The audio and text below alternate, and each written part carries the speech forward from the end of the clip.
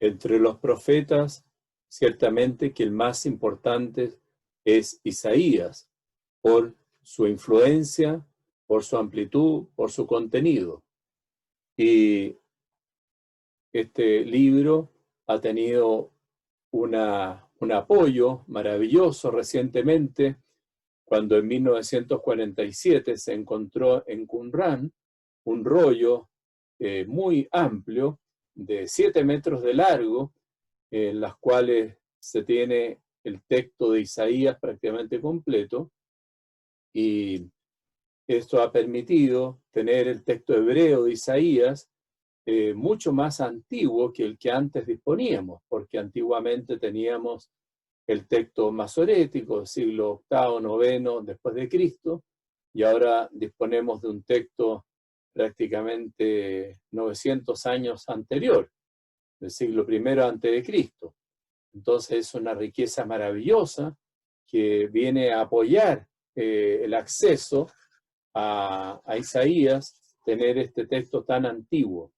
Bueno, naturalmente que igual hay dificultades para estudiar Isaías, dificultades primero para ubicarnos, para tener el texto originario, dificultades también históricas para poder entender cuál es el acontecimiento, la época histórica subyacente, y dificultades también teológicas que requiere más reflexión, y ahí el aporte de todos los exégetas y de toda la historia de la teología y los padres de la Iglesia ayuda muchísimo para ir profundizando el alcance real que tienen los textos de Isaías. Bueno, en el libro de Isaías es una obra enorme, de grande, es un libro de 66 capítulos, y esta obra, aunque está conectada a la persona de Isaías, este profeta del siglo VIII, pero en realidad se puede descubrir que hay textos de distintas épocas y que se han ido acumulando, y ha pasado un poco como lo que pasa con el Pentateuco, que aunque se vincula a la figura de Moisés, pero naturalmente el Pentateuco va más allá de Moisés y ha recibido muchos complementos, adiciones, capas teológicas sucesivas que se van acumulando, y se puede hablar del yavista, del eloísta, del deuteronomista, del sacerdotal. Bueno, algo análogo pasa en el libro de Isaías. Se puede reconocer que junto con haber un sustrato antiguo, primitivo, originario del profeta Isaías del siglo VIII, pero que han venido después complementos de distintas épocas que se han ido agregando, sumando y enriqueciendo el libro. Entonces, la historia del exégesis, ya desde finales del siglo XVIII, desde Döderlin, y después especialmente a partir de Dum, a finales del siglo XIX, ya podemos hablar de un segundo Isaías y de un tercer Isaías. El segundo, el Deutero Isaías, un personaje anónimo posterior, casi 200 años posterior al profeta, que sería el autor de los capítulos 40 al 55, y de un tercer Isaías que estaría en la base de los capítulos 56 hasta el 66, aunque es un conjunto heterogéneo que no necesariamente se vincula todo ello a un único autor.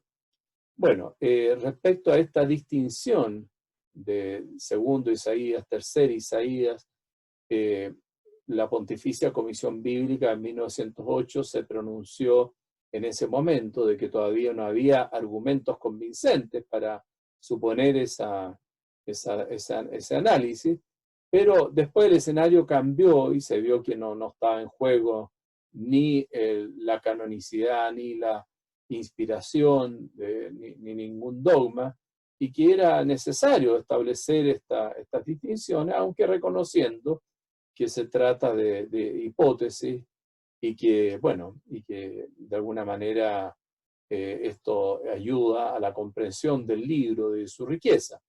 Hoy en día hay bastante consenso y no se discute prácticamente a nivel exegético entre estos distintos niveles, estas distintas capas redaccionales de Isaías. Y hay tres tipos de motivos que obligan o inducen a hacer esta distinción. Primero son los motivos históricos, saber que siempre todo texto tiene un contexto histórico originario, subyacente, y que se trasluce y que uno puede captar cuál es el contexto, la época en la cual se originó el texto. Y naturalmente que en el libro de Isaías hay tres grandes épocas muy distintas. Una es la época preexílica, concretamente del siglo VIII, que es la época en la cual vivió Isaías en Jerusalén. Después hay otras partes del libro que ya no son claramente del siglo VIII. En el siglo VIII la potencia que dominaba era Asiria, eran los que tenían el control del escenario internacional, pero hay textos, ¿no es cierto?, en concreto lo que llamamos el Deutero Isaías, capítulo 40 al 55, donde ya la potencia no es Asiria, sino Babilonia, y por lo tanto estamos en un contexto histórico claramente posterior, que es la época del exilio, del destierro en Babilonia. Entonces, y luego hay otros textos que vienen de épocas post-exílicas, ¿no? Textos de tipo apocalíptico, en fin, o que revelan ya el periodo persa. Entonces, claramente hay que distinguir contextos históricos distintos. Y este es un primer argumento muy importante para hacer esta diferencia dentro del gran libro de Isaías, poder distinguir estas distintas capas. El argumento histórico de la historia subyacente es muy, muy importante. Pero también está el argumento literario. Siempre todo autor tiene una manera de escribir, un estilo, y bueno, en el caso del libro de Isaías se puede descubrir ahí que hay diversos estilos, ¿ah? Y bueno, uno puede de manera simple poder decir, por ejemplo, que el estilo del proto-Isaías, del Isaías antiguo, es un estilo más conciso, de una emoción contenida, frases más breves, pero densas, llenas de profundidad. Bueno, en cambio el estilo del Deutero Isaías es un estilo más ampuloso, más redundante, que repite expresiones, y bueno, y es un estilo entonces más barroco, diferente. Y bueno, y después viene un tercer estilo también que también se puede distinguir, que es el estilo de lo que llamamos el tercer Isaías. Entonces, el motivo literario, el estilo, claramente nos lleva también a reconocer distintos autores, distintas capas redaccionales. Y luego el tercer motivo es el motivo teológico, porque una es propiamente la teología del proto-Isaías, ¿no es cierto?, que es una teología que tiene ciertos temas característicos, la santidad de Dios, el pecado del hombre, su soberbia, la necesidad de la fe, el tema del día del Señor, el juicio divino, el resto, el tema del Mesías, del Emanuel. Entonces son temas como característicos del proto-Isaías, la teología isaítica propiamente tal, originaria. Y luego otra es la teología del Deutero Isaías, que en un contexto politeísta se ve llamado a establecer un monoteísmo muy enfático, de que hay un solo Dios, y que es Dios el único, el creador de todo. Y entonces la temática de la creación, y el verbo bara, crear, y bueno, todo, y un anuncio muy positivo de salvación, de consuelo, consolada a mi pueblo, y el anunciador de las buenas noticias, y esta salvación que viene como un nuevo éxodo, que así como en el antiguo éxodo Dios los sacó de Egipto, ahora Dios los va a sacar de Babilonia y llevarlos a través del desierto hacia la tierra. Entonces hay un nuevo éxodo, y bueno, y Dios se va a valer de un instrumento, Ciro, ¿no es cierto?, el ungido, el fundador del imperio persa, y que hay un personaje misterioso de Deutero Isaías, que es el siervo sufriente, que es una figura paradójica que implica cierta humillación, sufrimiento y también cierto enaltecimiento, cierta gloria. Y bueno, esta figura es una figura por una parte comunitaria, colectiva, como personificación del pueblo en su conjunto, pero es también una figura individual de alguien que tiene una misión de cara al pueblo y que en definitiva se va a realizar plenamente en Jesucristo y en las humillaciones, la muerte y la resurrección de Cristo. Bueno, toda esta temática, esta teología del Deutero Isaías, entonces es una teología bastante propia, específica, y que tiene distintos temas de la teología del proto-Isaías. Y luego otra es la teología del tercer Isaías, del trito Isaías, que en un contexto ya post-exílico ve entonces tiene una mirada universalista y un universalismo también centralizado en Jerusalén, con un cierto nacionalismo judío y con toda la impronta y la identidad propia de la fe judía, en los sábados, en los holocaustos, en la restauración del culto, ¿no es cierto?, ahí en el templo reconstruido, y bueno, como de alguna manera ahí hay salvación para toda la humanidad. Entonces, la teología del tercer Isaías tiene también sus características propias. Así que, en definitiva, son tres los motivos que nos llevan a distinguir en Isaías capas distintas que se van superponiendo, autores distintos, son por motivos históricos, por motivos literarios y por motivos teológicos propiamente tal. Entonces, en definitiva, en el libro de Isaías podemos distinguir diversas capas, distintas partes. Uno por orden de antigüedad, diríamos que la parte más antigua relacionada con el profeta Isaías son los capítulos 1 al 12 y 28 al 32. Esos son los que propiamente están conectados con el profeta Isaías como autor. 1 al 12 y 28 al 32. Bueno, ya hemos distinguido los capítulos 40 al 55 como textos del Deutero Isaías originados en Babilonia en el tiempo del exilio, en el siglo VI. Ya hemos distinguido también el trito Isaías, capítulos 56 al 66, que son posteriores al retorno, en el post-exilio. Y bueno, también hay que distinguir los apocalipsis, ¿no es cierto? Está el gran apocalipsis, capítulos 24 al 27, que son textos muy posteriores, lo último, digámoslo así, cronológicamente, que se sumó al libro de Isaías, porque la teología apocalíptica es una teología tardía, que tiene una mirada de la historia muy especial, de manera muy completa, ¿no es cierto?, globalizada, y con una intervención divina sobre todas las naciones, en un día de juicio, y que implica también una cierta escatología con resurrección de muertos. Entonces, toda la literatura apocalíptica, que la tenemos muy presente en el Antiguo Testamento a través del libro de Daniel, que es un libro tardío del siglo II a.C., y que en el caso de Isaías tenemos dos apocalipsis de Isaías, uno grande, capítulo 24 al 27, y luego el pequeño Apocalipsis, capítulo 34 al 35. Así que esas son partes también distintas del proto-Isaías y son muy, muy tardías, ciertamente posexílicas. Hay también que añadir el apéndice histórico, que es prácticamente un eco de los relatos de los libros de los reyes. Entonces, en el capítulo 36 al 39 tenemos este relato como de un cronista tardío y que están insertados en el libro de Isaías porque hablan de Isaías en tercera persona y narran los sucesos de los encuentros de Isaías con el rey Ahaz. En fin.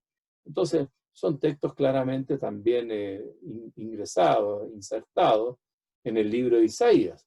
Y luego también dentro de los oráculos contra las naciones que tenemos entre los capítulos 13 al 23, hay algunos que son textos claramente posteriores a Isaías, porque son oráculos contra Babilonia, entonces que suponen ya una época posterior a la del proto-Isaías.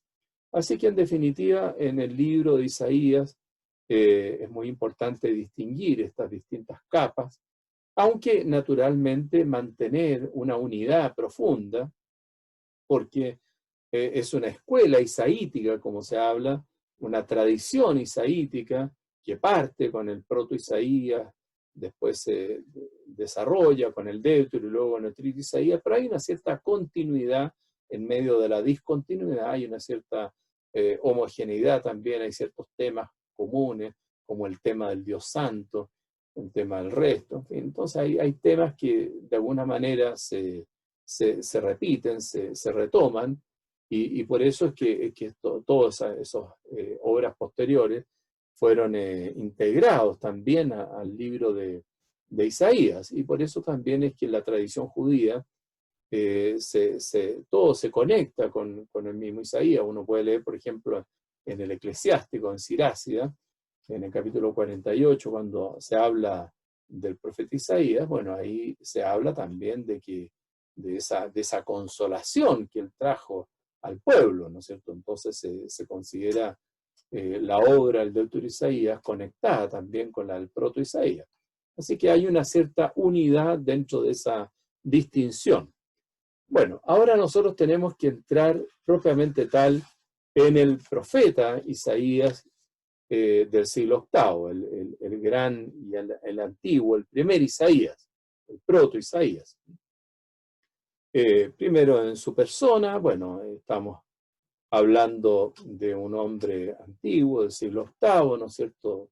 Su nombre, Yeshayahu, expresa, bueno, Yahvé salva, el Señor es nuestra salvación, y se dice que era hijo de Amós. Naturalmente no se refiere al profeta Amós, porque el papá de Isaías es Amós, escrito en hebreo con Aleph, en cambio que el profeta Amós es Amós escrito con la letra Ayin, entonces son palabras en hebreo distintas, son personas diferentes, así que Isaías no es hijo del profeta Amós. Bueno, Isaías es una persona que vive en Jerusalén y que pertenece a una familia de elevada posición, que tuvo acceso a una buena formación, una educación esmerada y que tiene un conocimiento internacional, y se tiene cierto roce con las capas dirigentes de Jerusalén y con los personajes de la corte. Y bueno, es una persona culta y es inteligente, tiene una visión profunda, sagaz, lúcida, clara. También es un hombre que tiene una voluntad vigorosa. Entonces es un hombre realmente una personalidad muy, muy completa. Y no, de repente se ha planteado la hipótesis de que Isaías sería sacerdote. Hay algunos profetas que sí fueron sacerdotes claramente, como Jeremías de familia sacerdotal o el sacerdote Ezequiel. Pero en el caso de Isaías nunca se dice en el texto que él sea Cohen, que él sea sacerdote, y eso es grave. Si lo fuera, generalmente lo diría. Y además que hay elementos del libro de Isaías que no son muy de la mentalidad sacerdotal. Hay una crítica al culto, en el capítulo 1, muy, muy fuerte, bueno, también en Jeremías la hay, pero en realidad no hay suficiente base, por lo menos explícita, que asegure el sacerdocio, un sacerdocio en Isaías. Bueno, Isaías era casado, no sabemos el nombre de la esposa, lo que el texto en 8,3 la llama sencillamente la Neviá, la profetisa, es la esposa del profeta. Tuvo 2 hijos a los cuales les dio nombres simbólicos. A uno le llamó Shear Yashub, un resto volverá, con toda esta temática profunda del resto presente en el nombre simbólico de su hijo. el resto como expresión negativa y positiva. Negativa porque implica un castigo, un juicio de Dios que va a destruir mucho, pero que queda algo, hay un remanente, hay un residuo, aunque sea un residuo minúsculo, y eso también es inicio de salvación, ¿no es cierto? Bueno, esa semilla santa será su tocón, dice el libro, ¿no? O sea que este árbol cortado a ras de tierra, aunque no queda casi nada del árbol, pero queda ese pequeño restito, ese tocón a ras de tierra, y eso va a rebrotar. Entonces hay un mensaje también positivo en esto: un resto volverá. Shear Yashub, uno de los hijos de Isaías. Y el otro hijo de Isaías, Maher Halal Hashbaz, pronto al saqueo, rápido al botín, expresa el saqueo, el botín, la invasión que va a ser a través del imperio asirio, que es el imperio que está predominando en el siglo VIII, y Isaías entonces en el nombre de su hijo está anunciando este fuerte castigo que viene, castigo de Dios, a través de los asirios, de la presencia de los asirios, que de hecho, como sabemos, el año 721 terminaron con Samaria, conquistaron Samaria, y bueno, y eso le tocó a Isaías, ¿no es cierto? El ministerio de Isaías duró 40 años, de 740 al 701, así que la caída de Samaria le tocó medio a medio. Bueno, el ministerio de Isaías es un ministerio que se desenvuelve prácticamente puramente en Jerusalén, y en una Jerusalén que está gobernada, regida. Bueno, en el título del libro se dice que estas visiones de Isaías fue en los días de Osías, Jotam, Ahaz y Ezequías, reyes de Judá.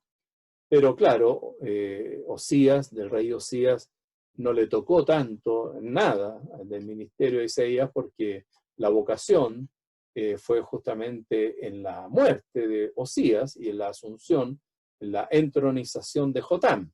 Entonces, en realidad, ministerio de Isaías, hay que solamente diferenciar ministerio bajo el reinado de Jotam, bajo el reinado de Ahaz y bajo el reinado de Ezequías. Eso fundamentalmente como etapas del ministerio de Isaías, pero es un ministerio largo, 40 años ahí en Jerusalén, y es una época que está totalmente determinada por el dominio del imperio asirio, con estos grandes reyes asirios, que fue primero Tiglat-Pileser III, ¿no es cierto?, del 745 al 727, después Salmanasar V, que tuvo poco tiempo, 727 a 725, y luego Sargón II, que va del 725 hasta el 705, en que le sucede Sennacherib.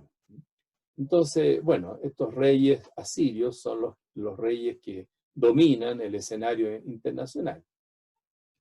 Bueno, en ese contexto es que ocurre la acción, el ministerio de este gran profeta Isaías, que va a dejar una huella inolvidable en la tradición judía y en la tradición cristiana.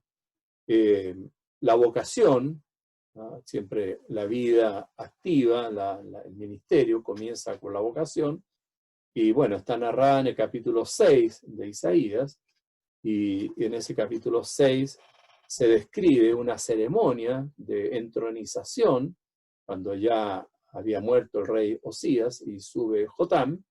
Entonces se narra todo ese ceremonial de asunción del nuevo rey, y ese ceremonial va a ser el punto de partida, el contexto del llamado, de la vocación del profeta. Bueno, la ceremonia de entronización implicaba muchos detalles. Primero partían los heraldos a los pueblos, a las aldeas, a las ciudades, tocaban el cuerno ahí en la plaza central del pueblo, a la gente acudía, y se les anunciaba, en este caso, bueno, Osías ha muerto, viva el rey Jotam. Entonces, el anuncio, el querigma que proclamaba el querix, el heraldo, era el anuncio del reinado de este nuevo rey, en este caso Jotam, Y bueno, se lo citaba a la gente a acudir al día en que iba a asumir, a comenzar a reinar, y entonces la gente acudía, era un día memorable, y bueno, ese día había una ceremonia muy solemne que se hacía en el templo de Jerusalén, en un contexto muy festivo, de muchos también oraciones, cantos, y el gentío ahí entonces en un contexto religioso, asistía a la entronización del nuevo rey. En la liturgia había un momento muy especial, un momento en el cual el profeta de la corte hacía el nombramiento del rey lo hace Dios a través de su profeta. Entonces, oráculo del Señor a mi Señor, siéntate a mi derecha. Entonces, la proclamación del oráculo divino era el nombramiento que acredita que este rey fue nombrado por Dios, y Dios, ¿no es cierto?, es el que lo respalda, el que lo avala. Entonces, en la ceremonia era fundamental esa intervención del profeta en la proclamación del oráculo divino. Posteriormente, bueno, el nuevo rey era purificado, ¿no es cierto?, tenía unos ritos de purificación litúrgica, luego era revestido de sus atuendos reales, muy especiales, ¿no es cierto?, muy solemnes, que usan los reyes con ocasión de su coronación. Luego el rey, ya con sus atuendos, tomaba asiento en el trono, se sentaba en el trono, ese asiento elegante y especial, era el lugar de autoridad, pero al mismo tiempo era un lugar propiamente divino, porque era sentarse a la derecha de Dios, o sea, pasar a ser como rey un representante de Dios en la tierra, y el que se sienta en el trono es como un vicario de Dios. Y entonces ahí, sentado en el trono, recibe también el cetro, este bastón de mando, que expresa la autoridad del rey, y ahí viene el momento especialísimo de la unción, en el cual el profeta derrama el aceite, el óleo de la consagración sobre la cabeza del rey, del nuevo rey, y a partir de esa unción, el rey es un ungido, un Mashiach, un Christos, y entonces este rey fue dotado del Espíritu a través de la unción, y el Espíritu le da sabiduría, prudencia para ser un buen gobernante, y esa unción hace que vaya a ser una persona capaz de hacer reinar la justicia y la paz, porque va a ser un buen gobernante, porque está dotado del Espíritu a través de la unción, y es un personaje, una persona sagrada, intocable, líbreme Dios de levantar la mano contra el ungido del Señor, alguien intocable. La unción del rey lo hace realmente algo sagrado. Y bueno, después vienen los homenajes, se acercan las personas, primero los que van a ser sus asistentes, sus ministros, y hacen ese homenaje, esa postración, deseándole al rey todo el éxito y los parabienes, y al mismo tiempo expresándole su obediencia, su honor. Y bueno, los asistentes se ponen a su lado, están como séquito, como en la corte, su corte que lo rodea. Y bueno, después se van asistiendo también los demás personas a homenajear al nuevo rey. Vienen incluso los reyes de los pueblos vasallos, de los pueblos sometidos, que también van a expresarle su obediencia y sometimiento al nuevo rey. Entonces los honores de los reyes vasallos, que en este ceremonial, que también es muy semejante en Egipto, ahí es tremendo cómo los reyes vasallos pasan a ser como escabel de los pies del faraón. Entonces el faraón poniendo sus pies sobre estos reyes subordinados, ¿no es cierto?, totalmente subalternos. Bueno, toda la gente entonces aclamando al nuevo rey en un contexto de oración y de canto jubiloso, y al mismo tiempo, bueno, vienen los nombres nuevos que será el nuevo rey, así como un papa, no sé, hay un cambio de nombre, allá no es Bergoglio, es Papa Francisco, en fin, entonces así también los reyes tenían nombres simbólicos que en Isaías 9,5 se expresan estos nombres simbólicos, ¿no es cierto?, del rey, y que tienen una característica teófora, así, teológica muy, muy importante.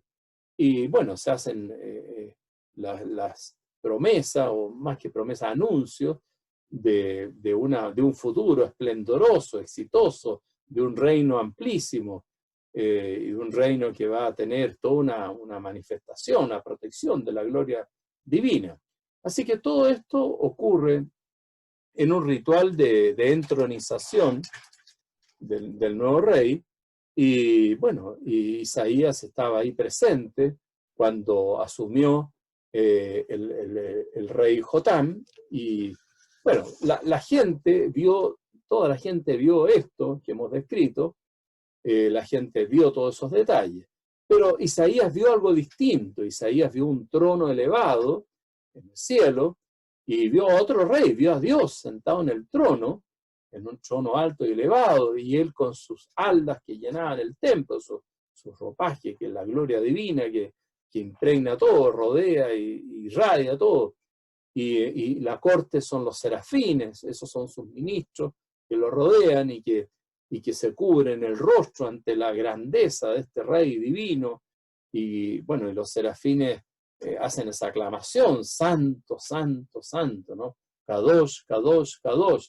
Entonces el rey divino tiene esta trascendencia, porque la santidad implica la trascendencia de Dios, su inefable grandeza, su gloria, su plenitud. Y bueno, y ahí entonces el ser humano, Isaías, frente a esa trascendencia divina, se descubre tan pequeño, ¿no es cierto? Ay de mí, estoy perdido, soy un hombre de labios impuros y pertenezco a un pueblo de labios impuros. Entonces ahí el hombre descubre su pequeñez y su pecado, en ese contexto, en esa experiencia de la grandeza de Dios. Ahí se experimentan las limitaciones de la criatura, ¿no es cierto? Ay de mí, estoy perdido. Pero al mismo tiempo la criatura, con todas sus limitaciones, es ennoblecida por ese encuentro con Dios, que al mismo tiempo le hace el envío, entonces la vocación. Y Dios hace la pregunta, ¿no es cierto? ¿A quién enviaré? ¿Quién irá de parte nuestra? Entonces esa pregunta divina sobre el envío, a quién elige para su ministerio, ministerio profético, no ministerio real. Entonces, y la respuesta de Isaías, tan disponible y tan segura, porque Isaías no es como Jeremías, titubeante, ni como Moisés, temeroso, vacilante, sino que Isaías sencillamente responde: aquí estoy yo, envíame a mí. Hineni shelachani. Bueno, entonces esa disponibilidad de Isaías a la elección divina, al envío de Dios, y todo y cómo Dios lo purifica, ¿no es cierto? Y toca sus labios con el serafín, con las brasas ardientes tomadas del altar del incienso, ¿no es cierto? Y bueno, sus labios quedan purificados para poder ser un buen profeta, un profeta que realmente transmita la palabra de Dios con toda su pureza, toda su verdad. Bueno, entonces el capítulo 6, la vocación de Isaías, ocurre en ese contexto de entronización profética, y ese va a ser el punto de partida de la misión de Isaías. Hay que, como primera etapa, como primer periodo de la vida de Isaías, hay que considerar el reinado de Jotam. Entonces, Jotam fue rey del año 740 al 736, y bueno, todo esto está descrito ahí en el segundo libro de los Reyes, en el capítulo 15, y bueno, todos estos reyes de Judá, lo mismo que los reyes del norte, merecen un juicio más bien negativo de parte de la Biblia, y bueno, salvo dos excepciones, que son: en el siglo VIII fue el rey Ezequías, y en el siglo VII el rey Josías, que son los únicos dos reyes elogiados por la Biblia, de los reyes posteriores a David. Y bueno, en el caso de Jotam, es un rey que que también es criticable, y Isaías de alguna manera durante su ministerio, durante su primera etapa, es bastante crítico con el pueblo y con el rey, con las autoridades, con el rey. Y bueno, en esa época, bueno, los oráculos de Isaías bajo Jotam son los que están en el capítulo 1 al 5. Entonces ahí tenemos toda esta primera etapa de Isaías, el primer ministerio, que es bajo Jotam. Bueno, junto con eso, hay que decir que ahí en ese mensaje hay un mensaje crítico que es sobre todo de crítica social. O sea, se veía que había una injusticia tremenda. Por una parte, claro, había una profunda prosperidad económica, se veía cierta riqueza, incluso el país había desarrollado una actividad, ¿no es cierto?, notable en el campo de la, incluso en una actividad, ¿no es cierto?, de tipo en la marina, ¿no es cierto?, porque, bueno, en el puerto de Elat, ya en los tiempos de Salomón, se había iniciado una marina mercante, y partían los barcos llevando y trayendo riqueza hacia puertos lejanos, ¿no es cierto?, hacia oro de Ofir, ¿no es cierto? Bueno, tenían riqueza, no sabemos si Ofir está en África, en Asia, no sabemos dónde, pero bueno, venían, eran barcos que hacían viajes. Entonces Israel, Jerusalén, de alguna manera se benefició de esa vitalidad comercial, de esa riqueza, y fue y era un síntoma del esplendor económico que había en Jerusalén en ese tiempo, y que se veía en las calles, la gente, ¿no es cierto?, gente elegante, ¿no es cierto?, y que ahí también se divertían y se alegraban, y se escuchaban los instrumentos musicales, las flautas, las panderetas, y las fiestas, las ceremonias, qué sé yo, las celebraciones que tenían los más ricos, pero claro, era una riqueza que no era para todos. Entonces había injusticia, y los jueces no ayudaban a solucionar el problema. De alguna manera existía el soborno de los jueces, y entonces los ricos eran cada vez más ricos y aumentaban sus tierras y se hacían verdaderos latifundistas y sumaban anexas casa a casa, como dice Isaías. Entonces hay toda una crítica de esa desigualdad, de esa injusticia, y bueno, Dios lo que quiere es la justicia, la tzedaká. Bueno, ese diagnóstico y esa crítica social que hay en Isaías en este primer tiempo, bajo Jotam, tal como la describe en los primeros 5 capítulos, lleva a un anuncio de juicio, de castigo, del día del Señor, porque el día, el Yom Adonai, es la intervención de Dios que va a sancionar, a purificar, a castigar. Y Dios quiere limpiar todo esto, ¿no es cierto? Y bueno, y así fueren vuestros pecados como la grana, cual nieve blanquearán, y si fueren rojos como el carmesí, como la lana quedarán. O sea, Dios quiere limpiar el pecado, limpiar las almas de los pecados. Y entonces para eso va a intervenir. Y bueno, ahí hay un texto muy importante en el capítulo 5, con el cual termina esta primera etapa del ministerio de Isaías. En el capítulo 5, que es la canción de la viña. En la viña, ¿no es cierto?, el Kerem expresa lo que es el pueblo, lo que es Israel, y cómo Dios había preparado todo, ¿no es cierto? Allí había plantado una viña, una cepa finísima, y todo protegido con una cerca, y había un lagar para prensar la uva, en fin, de todo para que fuera una viña realmente exitosa. Y todo esto con la esperanza de que diera uvas dulces, sabrosas, finas, y surgieran buenos vinos. Y bueno, lo que pasó fue todo lo contrario. Yo esperaba que diera uvas dulces y dio agraces, uvas agrias. Entonces, bueno, es como que todo este trabajo ha sido inútil, ¿ah? Y entonces hay una cierta como frustración divina por lo que ha resultado. Y entonces, ¿qué va a hacer? ¿Qué va a hacer? Y entonces Dios mismo plantea la pregunta, ¿qué más puedo hacer por esta viña? Y bueno, y la conclusión es, bueno, hay que quitar la cerca y que vengan los animales, por lo menos los animales se van a beneficiar, ellos van a poder comer las vidas, entonces poder de alguna manera aprovechar en algo la viña. Entonces eso es el anuncio de ese castigo, representado en esos animales que se van a comer la viña, y los animales representan a los invasores, a los ejércitos asirios, que van a venir, ¿no es cierto?, a castigar, y van a, en nombre de Dios, van a, de esa manera, a intervenir.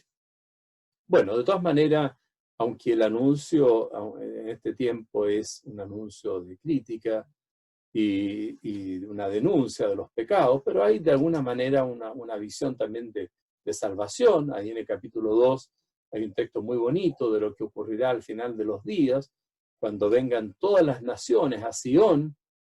Venid, subamos al monte del Señor, pues de Sión saldrá la ley, de Jerusalén la palabra del Señor. Entonces, esta peregrinación universal de todos los pueblos hacia Jerusalén, por deseo de buscar a Dios, y bueno, y encontrarlo naturalmente en la ciudad santa, porque Isaías tiene mucho esta temática de la teología de Sión, esta conciencia de que Jerusalén es una ciudad santa, ¿no?, un lugar especial donde vive Dios. Y entonces todo aquel que quiere encontrarse con Dios hace ese camino, esa peregrinación hacia Jerusalén. Y Jerusalén entonces es como el centro de la salvación. Bueno, esa visión como escatológica, que de alguna manera siempre la escatología tiene un inicio temporal y terreno, pero un cumplimiento pleno, ya definitivo, al final, ¿no es cierto?, al final de los tiempos. Bueno, todo eso es realmente un sello positivo, aún en esta primera etapa bastante crítica, de crítica al pecado social, que fue el periodo de Isaías bajo Jotam. Bueno, después viene una segunda etapa del ministerio de Isaías, que es el ministerio de Isaías bajo el reinado de Ahaz, entre el año 736 y 716, todo esto está narrado en el segundo libro del Rey, en el capítulo 16, el reinado de Ahaz. Y bueno, dentro del reinado de Ahaz, que también es un rey negativo, a diferencia de su hijo Ezequías, que ya es un rey que merece aprobación, pero Ahaz mereció más bien crítica. Y bueno, en ese momento ocurrió un hecho bien complicado, que fue lo que se llama la guerra siro-efraimita, entre el año 735 y 732. ¿En qué consiste la guerra siro-efraimita, que tiene tanta importancia para la teología, para la cristología?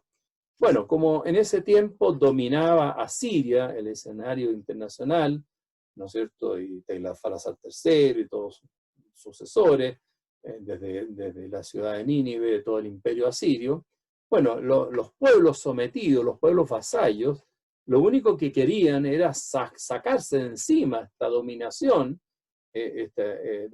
asiria, zafarse de este yugo, y aprovechaban cualquier coyuntura para liberarse, ¿no?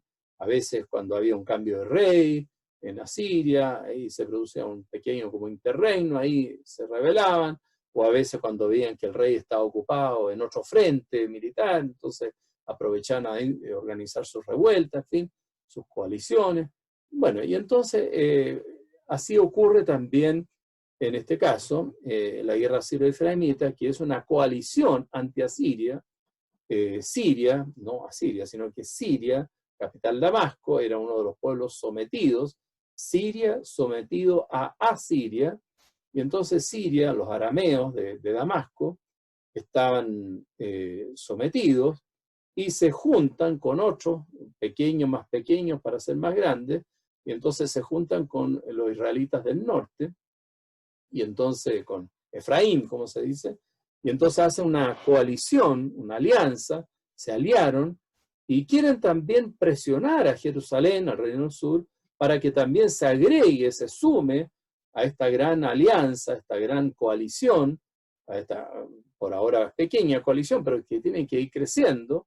Entonces hay una invasión del Reino del Norte con los arameos de Damasco, que invaden Jerusalén para forzar al rey Ahaz a que se sume a esta coalición anti-asiria contra el imperio. Bueno, y cuando el rey Ahaz ve venir estas tropas, ¿no es cierto?, del Reino del Norte y de los arameos de Damasco, él tirita, ¿no es cierto?, como dice ahí el texto de Isaías 7, ¿no es cierto?, como los árboles del bosque zarandeados por el viento. Y entonces ese miedo le lleva, bueno, rápidamente a organizar las defensas y prepararse, arreglar el abastecimiento de agua de la ciudad para cuando venga el asedio y queden acorralados y entonces no morir de sed. Y bueno, y en ese contexto Dios llama a Isaías para que vaya al encuentro con el rey, que vaya él con su hijo, con Shear-Yashub, el resto volverá, a hablar con el rey para mostrarle que Dios lo va a apoyar, que no se sume a revueltas ni alianzas con extranjeros, ni a maniobras políticas humanas, sino que hay que poner su fe en Dios. Entonces, alerta, pero ten calma, no te asustes por ese par de tizones humeantes, de esos ejércitos que vienen a ti, pero no, son como velas que se están apagando, no hay que asustarse por ello. ¿Ah?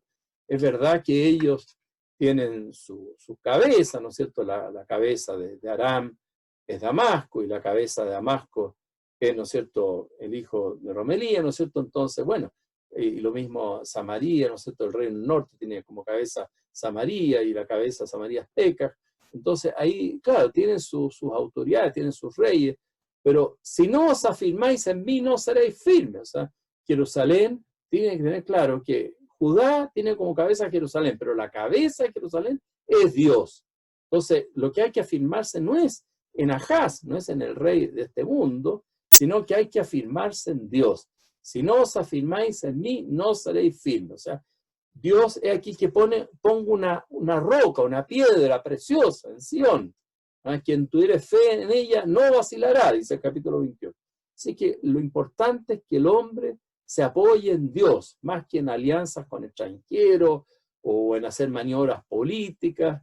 Y bueno, al rey se le invita a la fe, ¿ah? Y para animarlo a la fe, se le ofrece un signo. ¿Ah? Entonces Isaías, en nombre de Dios, le dice, pide una señal, pide un signo, un ot, sea un signo grande arriba en el cielo o abajo en el Sheol, pide una señal. Y bueno, el rey, a pesar de que le están ofreciendo esto en nombre de Dios, el rey dice, no quiero pedirla, no quiero tentar al Señor. Una respuesta necia, si Dios mismo se lo está ofreciendo este signo. Bueno, Dios mismo les va a dar una señal. He aquí que la Virgen concebirá y dará a luz un hijo y le pondrán por nombre Emmanuel. Isaías 7,14. Bueno, este texto de tanta importancia, teológica, pronunciado en medio de la guerra sirio-efraimita, por Isaías, este texto, bueno, como todo texto profético, tiene como dos niveles, ¿no? Siempre los textos de los profetas tienen, por una parte, una referencia al momento, al presente, al problema coyuntural que en ese momento, en esa situación, se está sufriendo. Pero también los textos apuntan a un futuro, tienen una hondura mayor que uno no puede desconocer, ¿no? Como dice ahí en Habacuc 2,4, Dios le dice a Habacuc, escribe esta visión, ponla clara en tablillas, porque esta visión tiene su fecha. Si tarda, espérala, ¿no? Pero el justo vivirá por la fe. O sea, esta visión, este mensaje, no es solo para el hoy. Hay un mañana, y que puede ser un mañana que se demore, un mañana que tarde, pero es un mañana muy importante. Ese futuro que a lo mejor es lejano, pero muy pleno, ese futuro es el que realmente está presente en la visión. Entonces, todo mensaje tiene una connotación de presente y de futuro. Tiene algo histórico y tiene algo metahistórico, incluso escatológico. Entonces también en este caso, el mensaje de Isaías 7,14 tiene los dos sentidos, ¿eh? Por una parte, tiene el sentido presente, que era un signo para el rey Ahaz, que al rey le podía permitir tener esperanza y ver que Dios está a su lado.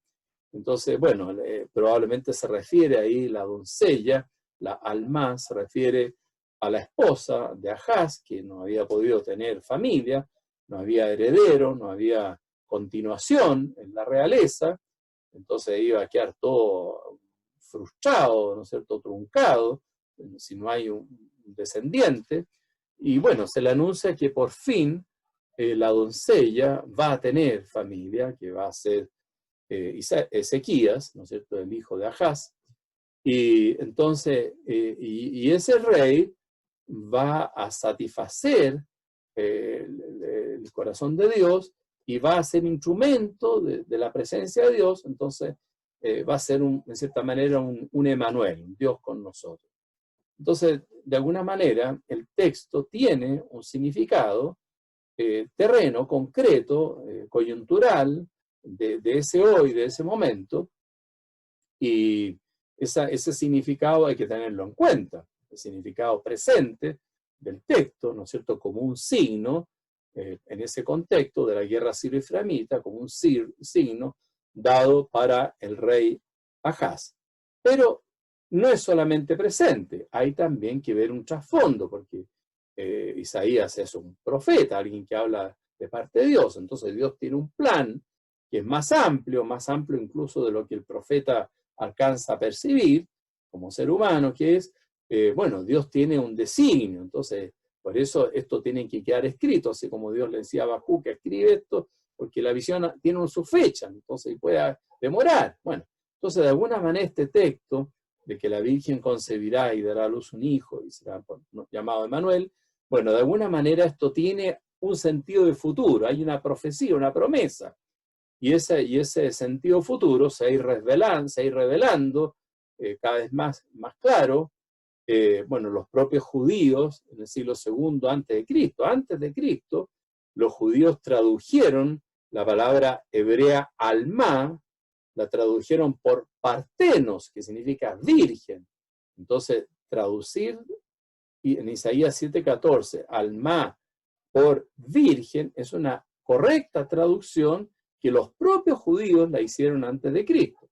Es verdad que después, ya una vez que ocurrió el nacimiento de Jesucristo de la Virgen Santísima, ahí ya los judíos cambiaron la traducción para que no se viera tan coincidente con el cristianismo, y entonces las traducciones judías posteriores al griego hechas por judíos, ¿no es cierto?, la traducción de Teodosión, de Áquila, de Símaco, hecha en el siglo II en adelante, segundo después de Cristo en adelante, ya no traen partenos, ya no traen virgen, sino que ponen neanías, ¿no es cierto?, no se le pone una joven, una doncella, y bueno, también el hebreo alma admite ambos sentidos, pero ellos antes habían traducido, reconocido que iba a ser una virgen, y bueno, y que el hijo iba a ser un verdadero Emmanuel.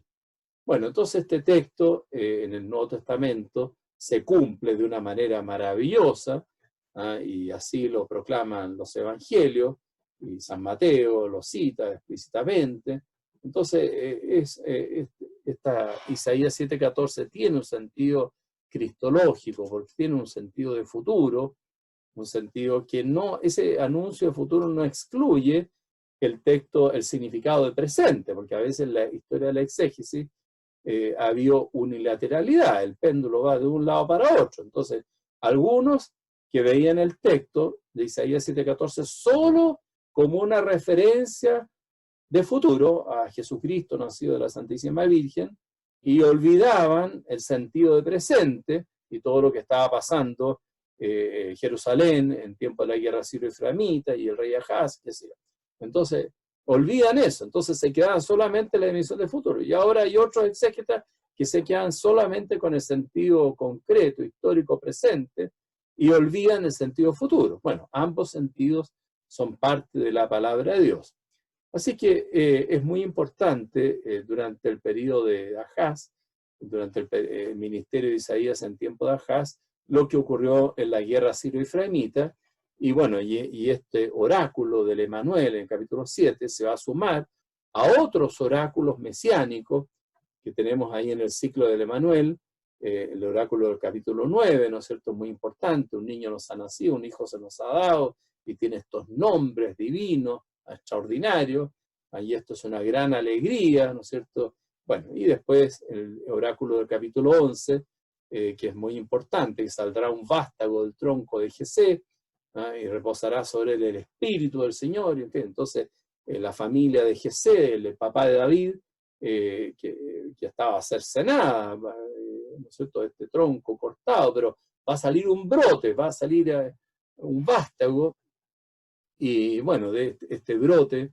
va a ser el Mesías, lleno del Espíritu, los 7 dones del Espíritu Santo, la plenitud del Espíritu, y va a tener entonces las cualidades del mejor rey, y va a instaurar la justicia, la paz, y serán vecinos, el lobo, con el cordero, en fin, toda esa paz maravillosa, paradisíaca, que va a traer el futuro hijo de David, el futuro, el Mesías. Entonces, muy importante todo el ciclo de Emanuel, conectado con el periodo del ministerio de Isaías bajo el reinado de Ahaz.